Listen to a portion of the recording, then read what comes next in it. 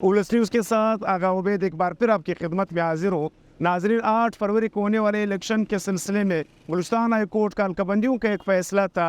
उसने आज supreme court के 3 रुकनी बेंच ने सरदार तारिक मसूद की सरबराही में गुलिस्तान हाई कोर्ट के फैसले को कालादम करार दे दिया और सुप्रीम कोर्ट ने वाजे कर दिया कि अब इलेक्शन में ताखीर के सारे दरवाजे जो है वो बंद कर दिए गए हैं। इसी सिलसिले में हमारे साथ मुमताज़ कानूनदान नेमत अशरफज़ई साहब मौजूद है। वो इस केस को बारीकी से देख रहे हैं। उससे पूछते हैं कि आज जो सुप्रीम कोर्ट का फैसला था जिसने गुलिस्तान हाई कोर्ट के फैसले को कलादम करार दे दिया, उस फैसले के बारे में इनसे तासुरात लेते हैं कि असल में मामला है क्या। नेमत साहब, सबसे पहले तो शुक्रिया वक्त देने का। दूसरा, अगर हमारे नाजरीन को ये बताए कि ये 2018 से जो ये खास करके जोब और शरानी वाले जो हल्के हैं जिस फैसले को आज सुप्रीम कोर्ट ने कलादम करार दे दिया, आप उसको किस नज़र से देखते हो? सुप्रीम कोर्ट में जब आज हियरिंग हुई उसमें सुप्रीम कोर्ट ने 2 बातों पर बड़ी इंसिस्ट की और उस पर 2 सवालात उठाए, बल्कि एतराज़ात उठाए। पहला एतराज़ उन्होंने ये उठाया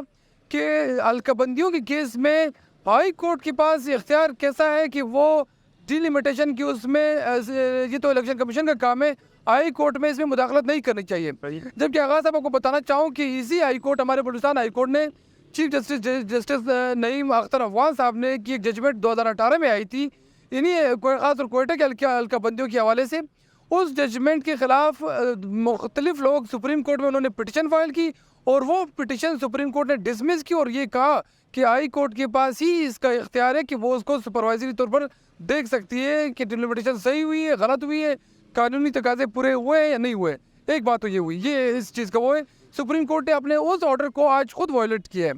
दूसरी बात ये है कि सुप्रीम कोर्ट ने ये कहा कि अगर इलेक्शन कमीशन से 2-3 मरतबा इस्तफसार किया कि आप ये बताएं कि क्या अगर ये बलूचिस्तान हाई कोर्ट का जजमेंट इंटैक्ट रहता है तो इससे आपका इंतखाबी शेड्यूल जो है वो मुतासर तो नहीं होगा।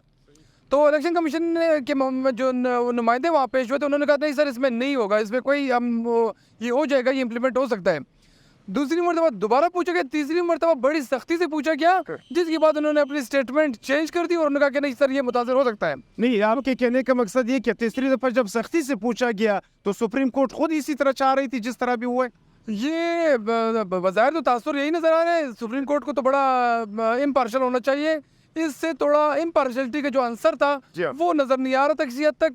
लेकिन एक चीज़ बड़ी मज़े की बात है कि सुप्रीम कोर्ट ने ये कहलवा तो दिया कि ये इंतखाबी शेड्यूल मुतासिर होगा क्योंकि दोबारा फॉर्म 7 जिसको हम फाइनल डिलिमिटेशन लिस्ट कहते हैं वो जारी होना था।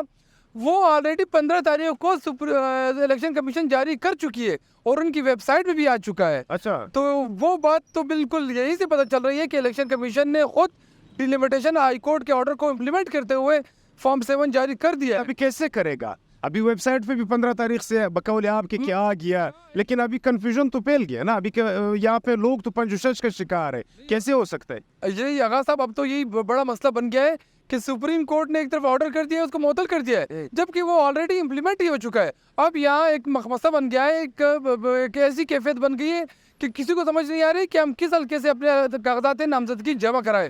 तो मेरे ख्याल में इसमें मुख्तलिफ पार्टियाँ और शायद हमें भी अप्रोच किया गया है कि इसमें हम बाकायदा एक रिव्यू पिटिशन फाइल करेंगे। तो इसमें अभी जहाँ तक सुप्रीम कोर्ट में जहाँ पर वकील वहाँ पर मौजूद है, वो उन्होंने सब ने ये कहा कि हम इसमें रिव्यू पिटिशन फाइल करेंगे और होपफुली सुप्रीम कोर्ट अपना जो वो आज का सस्पेंशन ऑर्डर है वो वापस ले लेगी। अच्छा, यानी अगर नहीं लिया, आपसे भी लोगों ने राब्ता किया है कि आप हमारे वकील बन जाए, रिव्यू में चले जाए। अगर आज उसने ऑर्डर नहीं ली तो एज ए वकील आप रिव्यू में चले जाएंगे? ऑफ कोर्स नहीं, ये तो अब ऑर्डर तो लेना पड़ेगा थ्रू, लिया जा सकता है वापस थ्रू रिव्यू पिटिशन। नजरसानी ही होगी, नजरसानी की अगर ना हुई तो ये एक मसला बन जाएगा। एक तरफ फॉर्म 7 आ चुका है हाई कोर्ट की रोशनी में, ऑर्डर की रोशनी में, दूसरी तरफ सुप्रीम कोर्ट कहती है कि नहीं, हाई कोर्ट का ऑर्डर ही मुअत्तल। अब हम किसको माने? हम जो जिस हल्के को निकाला गया है PB2 से, खासतौर जॉब से निकाल शरानी से निकाल के जॉब में डाल दिए गए हाई कोर्ट की रोशनी के ऑर्डर की रोशनी में, अब लोग ये हैरान है कि हम इलेक्शन कहाँ से लड़े, 1 से लड़े 2 से लड़े। ये बड़ी एक दिलचस्प। नहीं, वैसे नियामत साहब, आपका वक्त देने का शुक्रिया। वैसे आम बंदे की समझ से तो ये बातें बालातर है, लेकिन अगर इलेक्शन के ऐलान होने के साथ साथ अगर इतनी कन्फ्यूजन फैल जाती है या ये इलेक्शन जो है वो इतना तजल्जुल का शिकार होता है तो आपको नहीं लगता है ये सोशल मीडिया का दौर है, फिर सुप्रीम कोर्ट और हाई कोर्ट भी मुतनाज़ा हो सकते हैं, फिर लोग अभी से सवालात उठाने शुरू कर देंगे कि मतलब ये इलेक्शन जो है वो साफ और शफाफ नहीं है? आपके सवाल के जवाब आज आप जो इंटरव्यू ले रहे हैं यही खुद इसका जवाब है। आप सवाल उठा रहे हैं, मैं उसका जवाब दे रहा हूँ, और मैं इसको सुप्रीम कोर्ट की जजमेंट को किसी तरीके से भी हम इसको ना सपोर्ट कर सकते हैं, बल्कि कोई भी सपोर्ट नहीं कर सकेगा इसको।